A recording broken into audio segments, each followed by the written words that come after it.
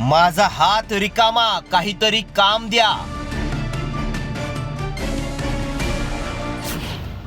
मुंडेंच्या विधानानं चर्चांना उधाण.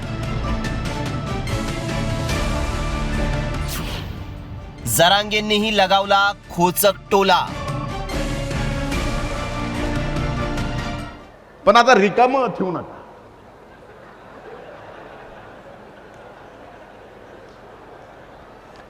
जबाबदारी कसं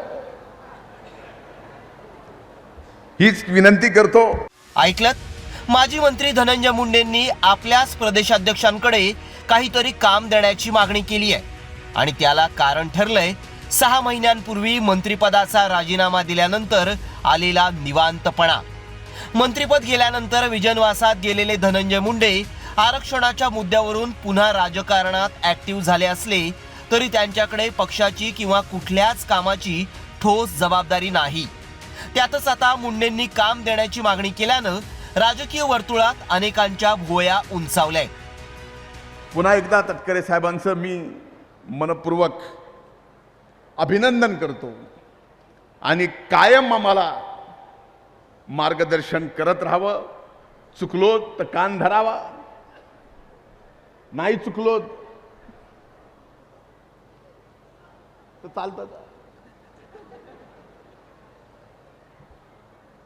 पण आता रिकामं ठेवू नका.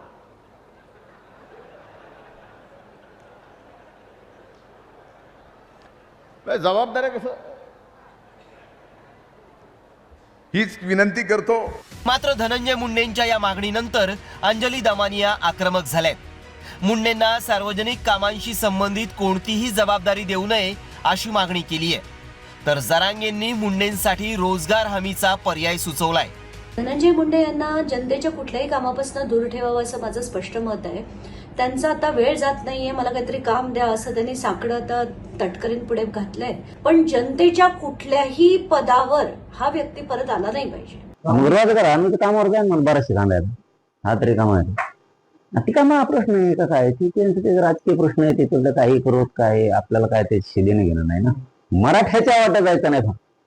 पुन्हा आमच्या नादी लागायचं काम करायचं नाही. दुसरीकडे गोपीनाथ मुंडेंचं स्वप्न साकार करण्यासाठी धनंजय मुंडेंनी ओबीसी आंदोलनात साथ देण्याचं आवाहन मंत्री छगन भुजबळांनी केलंय. तर अजित पवारांनी एका वाक्यात मुंडेंच्या मागणीवर उत्तर दिलंय. स्वर्गीय गोपीनाथराव मुंडे यांनी आपल्यासाठी जे काम सोडून गेलेले आहे,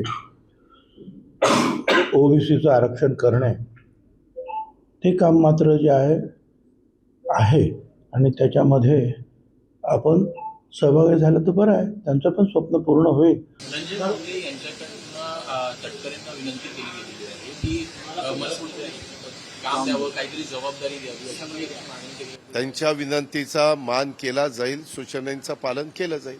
त्यांच्या विनंतीचा मान केला जाईल, सूचनांचं पालन केलं जाईल. धनंजय मुंडेंचा निकटवर्तीय वाल्मिक कराड गँगनं निष्पाप सरपंच संतोष देशमुखांची हैवानालाही लाजवेल अशी हत्या केली. त्यामुळे मुंडेंचं मंत्रिपद गेलं. पुढे मुंडे तब्बल 6 महिने विजनवासात गेले होते. मात्र आता राज्यात आरक्षणाचा वाद पेटल्यानंतर धनंजय मुंडे ऍक्टिव्ह झाले. मात्र कुठलीही राजकीय जबाबदारी नसल्यानं साईडलाईन झालेल्या मुंडेंची आता नटसम्राट चित्रपटातील कुणी घर देतं का घर, अशाच प्रकारे कुणी काम देतं का काम, अशीच अवस्था झाली आहे. ब्युरो रिपोर्ट, साम टीव्ही न्यूज. आता isakal.com आहे देशातील नंबर 1 ची मराठी न्यूज वेबसाईट. प्रत्येक अपडेटसाठी isakal.com ला नक्की भेट द्या.